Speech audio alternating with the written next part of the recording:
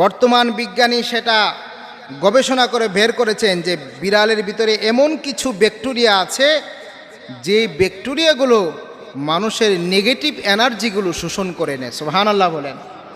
অর্থাৎ মানুষ যখন ঘুমিয়ে যায়, মানুষ থেকে যে নেগেটিভ এনার্জিগুলো বের হয় সেগুলো বিড়াল কি করে নেয়? শোষণ করে নেয়, যার ফলে মানুষের সুস্থ থাকে, সুস্থতা বেশি হয়। এই জন্য গবেষণায় দেখা যায় যাদের ঘরে বিড়াল পড়ে তারা অন্যদের তুলনায় বেশি সুস্থ থাকে। সুবহানাল্লাহ।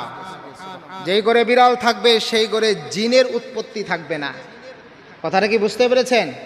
বিড়ালের আরেকটা উপকারী হলো, যে ব্যক্তি বিড়াল লালন পালন করবে তার একাকিত্ব দূর হয়ে যাবে, কারণ বিড়াল এমন একটা প্রাণী যে মানুষের সাথে খেলাধুলা করে। সুবহানাল্লাহ।